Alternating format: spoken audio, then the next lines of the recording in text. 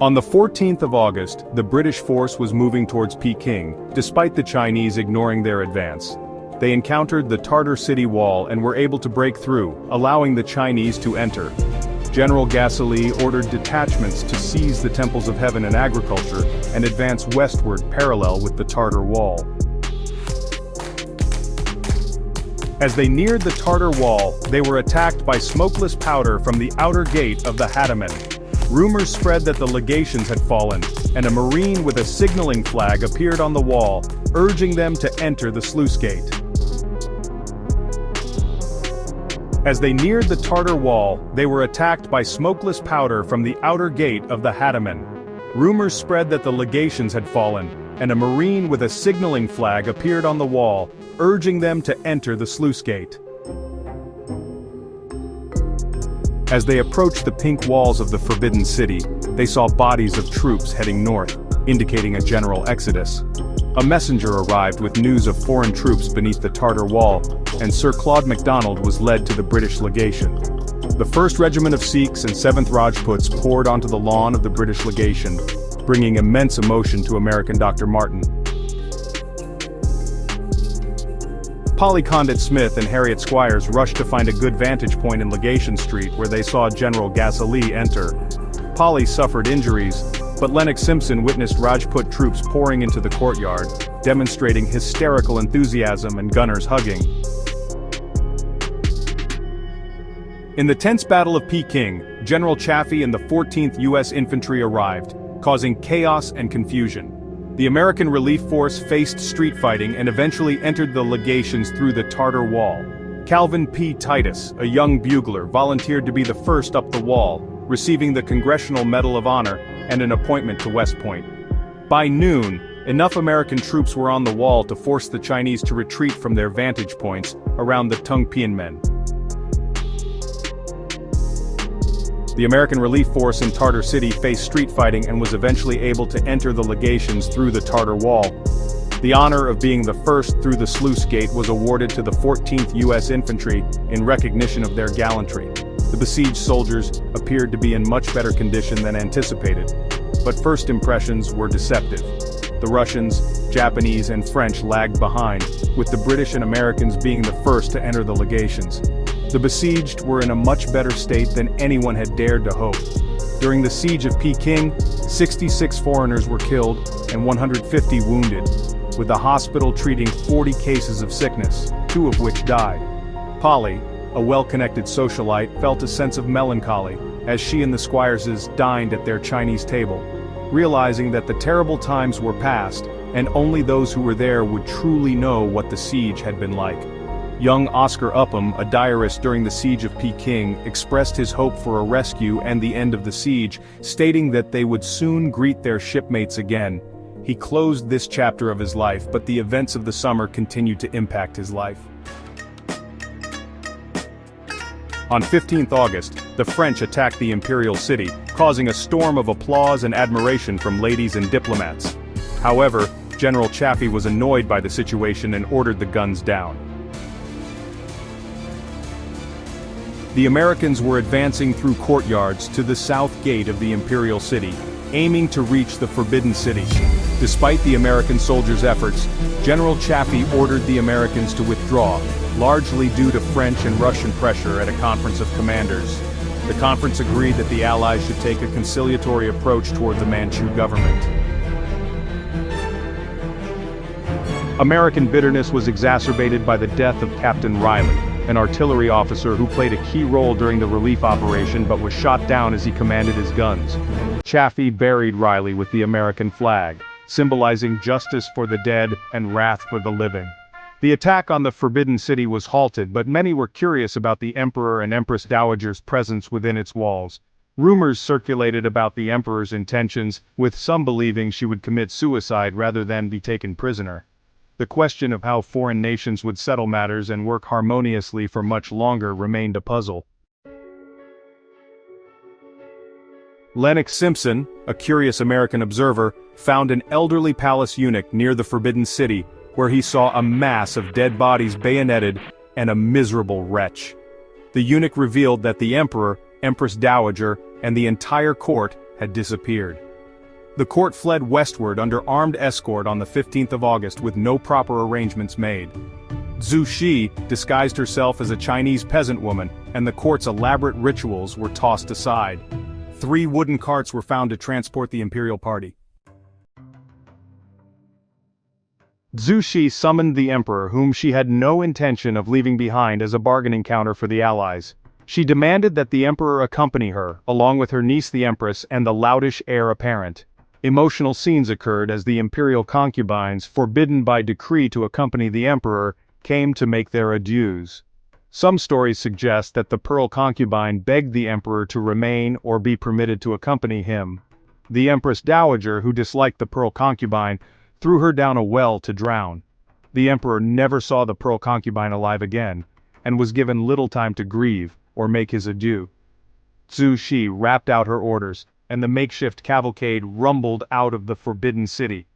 She left trusted courtiers behind, as an imperial decree had ordered General Yung Lu and other grandees to remain in Peking and maintain a caretaker government if the court went into exile. The imperial eunuchs led by Prince Su were escorted by a force of soldiers who pillaged, murdered, and raped along the route. They took drastic measures, even large-scale executions, to bring the rabble under control. Cixi, a wrinkled old peasant woman, was unable to recognize the guards at the summer palace. On the 17th of August, the bedraggled and desperate royal party and their retinue halted outside the small town of Weilai, where local magistrate Wu Yong was the magistrate. Wu Yong was shocked by the appearance of the royal party and was instructed to provide food for the emperor and the Empress Dowager. He cooked millet and green bean porridge for the Empress Dowager, who enjoyed it. Wu Yong was rewarded with paper lighters for her water pipe and was ordered to travel ahead of her retirement to obtain provisions. The imperial caravan then proceeded northwestward to Kalgan and Tatung before turning south for Taiyuan. The royal progress became grander and less pathetic as the distance from Peking and the certainty that the allies were not pursuing them increased. Cixi enjoyed looking at the people and the countryside, frequently stopping to inspect interesting temples and monuments along the way. Cixi, the Empress Dowager, was forced to change her appearance and dress to impress the imperial court. The court was able to issue edicts, receive reports, and bring tribute to the city. The retinue stayed in Taiyuan, the capital of Shanxi, where they were entertained by the governor's residence, the home of the reactionary Yu Xian. Yu Xian was praised for his actions in ridding Shanxi of foreign devils. The Taiyuan massacre led to the allies planning to attack the city in revenge.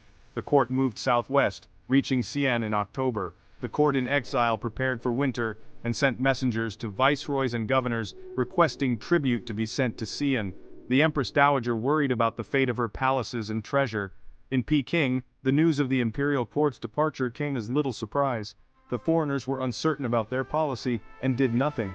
Historian Lennox Simpson held the belief that the Chinese had reversed the fortunes and rendered the allies appear foolish. The foreign legations were relieved on the 14th of August, and the Empress Dowager and her retinue decamped on the 15th of August.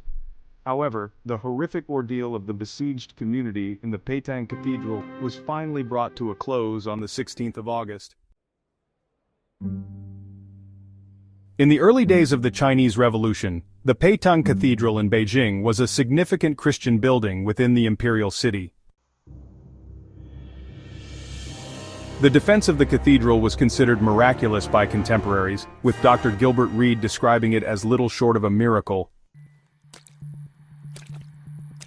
Bishop Favier had sent a letter to Monsieur Pichon requesting help, and Sub-Lieutenant Paul Henry, the commander of the 30 French Marines sent by Monsieur Pichon, was responsible for guarding the Peking.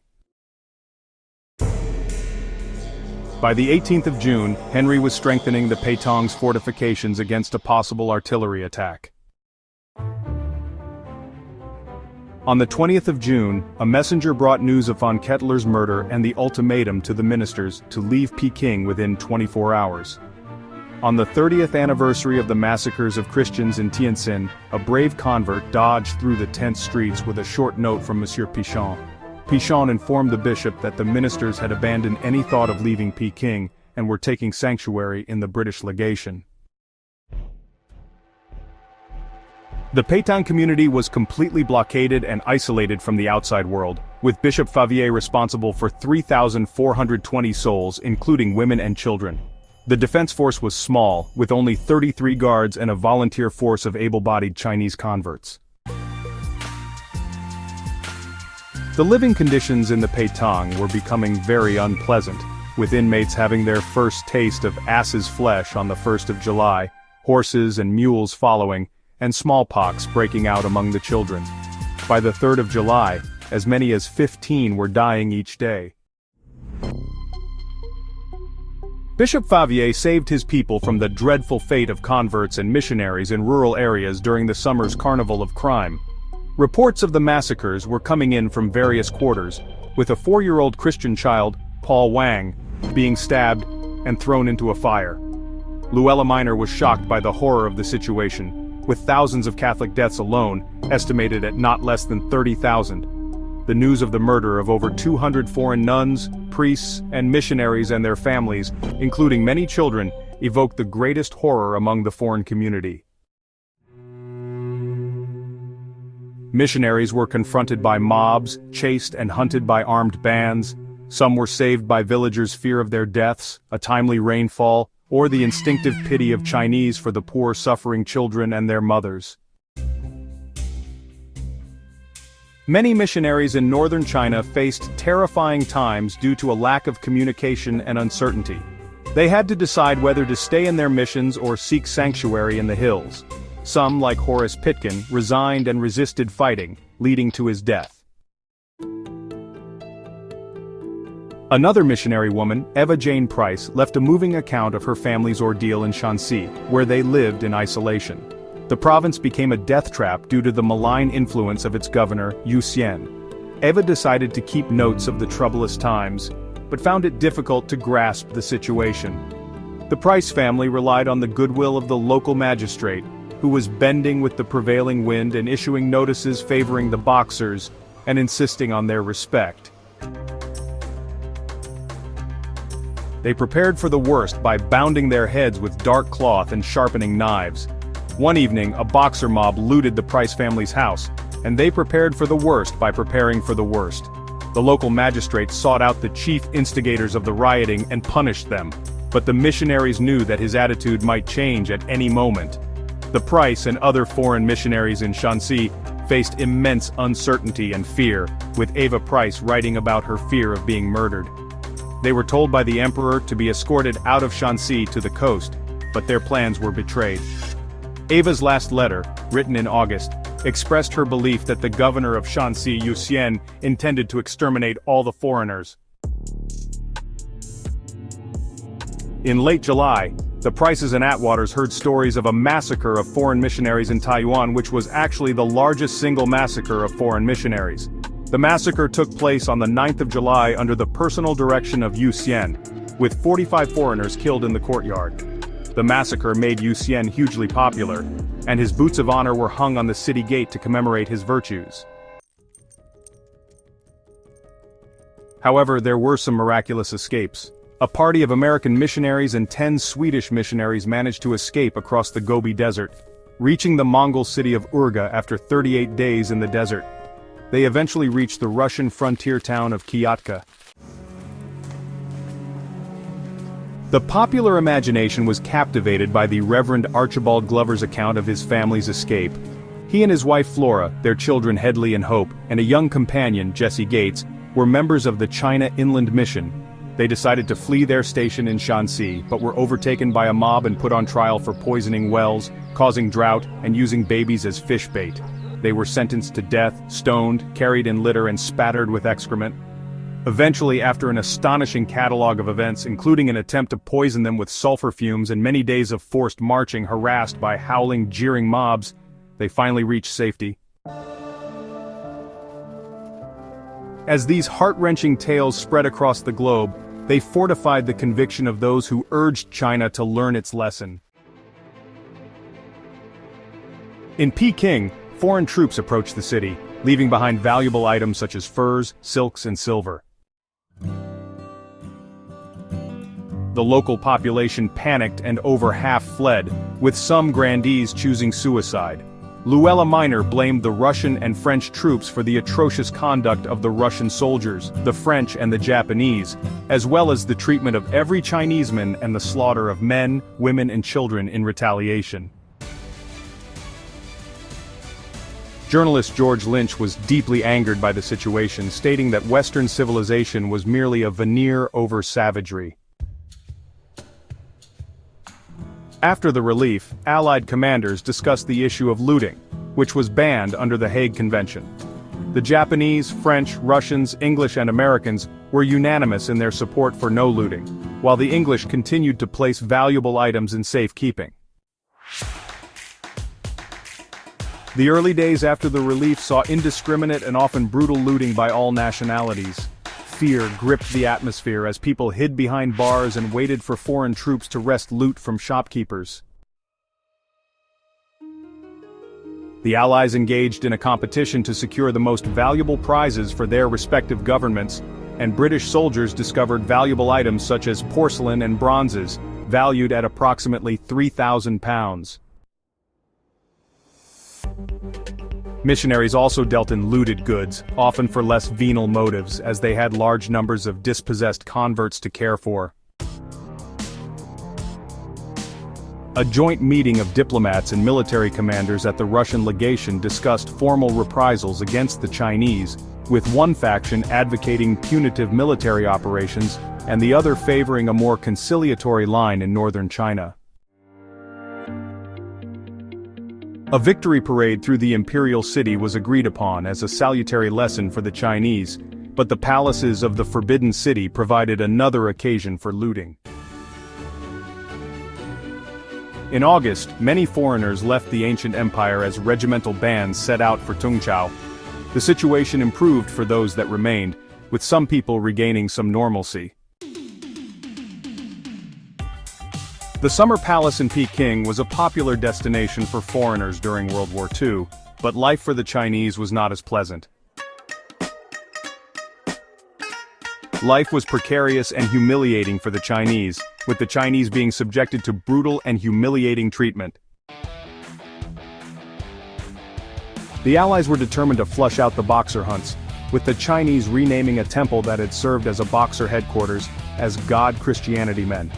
At night, every Chinaman, Boxer or no Boxer, was shot down like a dog. There were almost daily executions, with soldiers of the Royal Welsh Fusiliers sometimes having to escort prisoners to the execution place before breakfast. Field Marshal von Waldersee arrived in Peking in October 1900 and decided to take punitive expeditions to flush out remaining Boxers. Germany took the lead in several dozen expeditions, including one to Poutingfu, with the stated purpose of flushing out Boxers. However, General Chaffee thought such activities were inhumane and pointless, and the American government had specifically ordered its troops not to participate in the raids of the winter of 1900 to 1901. Von Waldersee faced the challenge of smoothing relationships among the Allied powers while peace negotiations were underway. International rivalries were intense, and Britain and Russia came close to armed conflict over railway lines financed by British bondholders but over which the Russians claimed operational control. In the early days of the Chinese-American War, the foreigners' alliance was strained by tension and rivalry, leading to delays in negotiations. The Allies decided to maintain the Manchu dynasty as the Allied policy and peace negotiations focused on punishment of the guilty and the size of the indemnity to be extracted from China. The Empress Dowager was surprised by the terms of the treaty, as she was not to be punished personally, or China was required to surrender any territory. Some members of the exiled court urged her to continue the war, arguing that Peking and Tientsin had fallen due to traitors and that the Allies could never penetrate the interior of China. However, Cixi, an old woman, was pragmatist and shrewd enough to understand the nuances of the settlement, firmly believing that supporting the Manchus would maintain stability in their interest. She quietly worked to promote her rehabilitation, expunging decrees and edicts in her name and ensuring that gifts to the besieged were attributed to her generosity. The return of the imperial court to China was a successful public relations exercise, but the 700-mile journey began in October 1901, due to heavy summer rains damaging the roads. The imperial family were borne in yellow sedan chairs and escorted by cavalry with 3,000 baggage carts behind. The road was converted into a smooth, even surface of shining clay, and well-appointed rest houses were built at intervals of about 10 miles. The cost of this King's Highway was stated to be 50 Mexican dollars for every 8 yards, which was typical of the lavish expenditure of the court and its officials in a land where squalor is a pervading feature. The journey was beautiful, with a city of silk stretched along the riverbank and 1,000 soldiers flashing like fire. The Empress Dowager crossed the Yellow River in a gilded, lacquered, dragon-shaped barge, and garlands of flowers floated on the waters. The last lap of the journey was completed more prosaically by train, with the Empress Dowager bowling along in a luxuriously appointed iron centipede provided by the Belgians. The imperial cortege entered the Chinese city on January 7, 1902, passing through the gate where Mr. Sugiyama had been dragged from his cart and hacked to death. They proceeded to the Qinmen, where a group of foreigners stood clustered on a balcony waiting for them to watch the return of the imperial court. The work of reconciliation continued in China during the Boxer troubles, with foreign ministers being allowed to enter the Forbidden City. Cixi invited the ladies of the diplomatic corps to call on her, and Sarah Conger was appointed as dean of the group. She hoped for a closer bond between the women of the diplomatic missions and those of the imperial court. The Empress Dowager expressed regret over the recent troubles and said that it was a grave mistake, but she hoped that China would be friendly to foreigners. The Empress Dowager allowed the imperial princesses to take luncheon at the British legation, and had her portrait painted for the St. Louis Exposition by an American artist, Catherine Carl. Cixi had been acquiescing in a program of long overdue reforms, including allowing intermarriage between Manchus and Chinese, abolishing discrimination between Manchu and Chinese officials, revising China's legal code, and organizing the army under foreign instructors. By 1904, the Baptist missionary Robert Forsyth wrote about the marvelous change now passing over China, with the extension of the postal system, telegraph, growth of the railway system, and inland steam navigation. In 1908, the U.S. Congress decided to remit the surplus from the American share of the Boxer indemnity to pay for educating Chinese scholars there. Yuan Shikai, the general who had betrayed the reformers of 1898, guided the Empress Dowager through this reform process. In 1908, a curious coincidence occurred when the emperor died and his aunt, the Empress Dowager, also died. Cixi fell ill and died at 3 p.m. on November 15. Cixi chose Pu Yi, son of Prince Chun and Zhenglu's daughter, as the new emperor, and the Empress Dowager bore some responsibility for this tragic end. The Boxer Rebellion in China was a significant event in the country's history, leading to many foreigners leaving the country. Sir Claude MacDonald became the first British ambassador to Japan, and his death in 1915 resulted from heart failure. The Congers left Peking in 1905, and Sarah Condit Smith, a Chinese woman, felt sympathy for the country she was leaving. Herbert and Harriet Squires left in 1901, taking a collection of Chinese porcelains, bronzes, and carvings.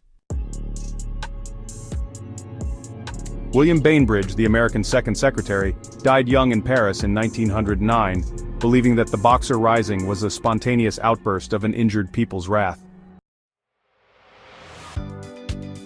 In October 1900, British volunteer and bank official Nigel Oliphant left Peking to seek compensation for his knee wound. Sir Robert Hart left China 7 months before Cixi's death, reassuming autocratic control of the Imperial Chinese customs. Bertram Lennox Simpson, a former employee of Sir Robert Hart, fell out with the authorities due to his looting and stayed in China, leading a shadowy life as a journalist and political advisor to warlords. British forces, including Vice Admiral Sir Edward Seymour and Captain John Jellicoe, were decorated for their roles in the First World War. The Hoovers and Shamets left China in 1901, claiming over $50,000 in losses. Many foreigners wanted to be reunited with family and friends and forget the trauma and uncertainty of months of siege and privation. Many British missionaries received awards, such as being decorated by King Edward VII for her work in the siege hospital, and Dr. Lily Saville receiving the Royal Red Cross. Frank and Mary Gamewell left Peking after the siege, and were appointed executive secretary of the Open Door Commission in New York. The missionary movement gained momentum after the Boxer Rising, with the Yale and China mission sending 1,000 new missionaries to China within a decade. George Morrison remained as the Times Peking correspondent and became a political advisor to Yuan Shikai, who became president after the 1911 revolution. Morrison contracted acute pancreatitis and died in England in 1920. Edmund Backhouse, a renowned scholar, played a significant role in shaping interpretations of the Boxer Rising. He discovered a secret diary of a court official, Qing Shan, and used it to portray Chinese court politics during the Boxer period. Backhouse and John Bland published China under the Empress Dowager in 1910, which became the primary lenses through which Westerners viewed the behavior of the Chinese court and the Empress Dowager. Despite controversy surrounding the authenticity of the Qing Shan diary, Backhouse was eventually accepted as a reputable scholar. He was appointed Peking agent of shipbuilding firm John Brown, and became a British secret agent during World War I. Backhouse maintained contact with the Bodleian Library in Oxford, donating thousands of documents, but never achieved his goal of becoming the Oxford University Chair of Chinese due to doubts, unfulfilled promises, and financial irregularities. The Boxer Rebellion in 1900 was a complex event in China's history, with foreigners struggling to understand the cause and court's behavior. The Empress Dowager's deep antipathy towards foreigners may have played a role in the imperial court's suicidal course, as she believed in the invulnerability of the Boxers and their spirit soldiers. The court may have seen the decision to attack the foreigners as a less dangerous strategy than seeking to suppress them, as they had real social and economic grievances and could have become anti-Manchu as anti-foreign. The decision to go to war in China was influenced by ignorance and confusion, as the Empress Dowager was unaware of the true strength of foreign forces and their technology. The Chinese perspective was also insensitive and inflammatory, with the muscular diplomacy of the powers disregarding Chinese sovereignty. Guards were summoned to legations in May, and in early June, more than 20 foreign warships massed uninvited off the Taku Bar. On June 10th, Vice Admiral Seymour set out from Tientsin with a 2,000-man armed relief force, which looked like a precipitation foreign invasion. A week later, the attack on the Taku forts occurred, with the military justification being to keep Allied communication and supply lines open. Poor communications hindered the ability of the powers to act decisively and effectively, and it was unclear whether foreign powers were actually at war with China. The delay caused the besieged to wonder whether their governments had abandoned them. Despite mutual suspicion, hostility, and nationalism, the powers managed to put together the relief force and its successor, the occupation force, which constituted probably the first major international police force. The Chinese legations in the 18th century faced numerous challenges, including divided command, equipment incompatibility, and friendly fire incidents. The Chinese legations were a prolonged siege of 55 days, with the Chinese failing to overrun them due to the lack of untrained peasants and modern artillery. Sir Robert Hart suspected that the Chinese failed to take the legations because their commanders were not united. Young Lu, a senior commander, was believed to have intervened between the issue of the order for the legations and the execution of it, but his theory cannot be proved conclusively. The Chinese legations failed to overrun due to the lack of good and committed soldiers, as well as a low social status in China. Soldiering was considered a necessary evil, and many imperial troops besieging the legations were underpaid, poorly trained, and poorly led. The Chinese had purchased large quantities of foreign weapons, but were seldom instructed in their proper use, making a high proportion of their soldiers ineffective. Panic and vacillation at court contributed to the failure to pursue a consistent and wholehearted campaign against the legations. Chang Chih-tung launched the attack in a spirit of optimism, but prosecuting it single-mindedly was another challenge. The siege of Tientsin and the siege of the Peking were the most harrowing, consistently prosecuted, and closest the Chinese came to success. The Boxer Rising in 1900 marked a significant turning point in Chinese history, leading to reforms that laid the foundations for a modern state, but also creating an environment that evolved too quickly for the Manchus themselves, contributing to their destruction. The Boxer Incident in 1900 was a significant event in Chinese history, causing the Yellow Peril to be a significant concept in Western eyes. The Boxers, who were seen as invulnerable against bullets, were seen as a symbol of alien superstition, xenophobia, and cruelty. Sir Robert Hart predicted that China would become strong enough to rid itself of foreign interference and intrusion, and that the Boxer movement would spread as a patriotic volunteer movement. He also predicted that China would eventually overrun the earth, as Japan had shown China the way. There was also a real fear that the Chinese and Japanese would combine, as they would work mischief. Regardless of the long-term consequences, those who lived through the Boxer Rising knew that they had experienced something extraordinary and unique. The events of that hot, uneasy summer of 1900.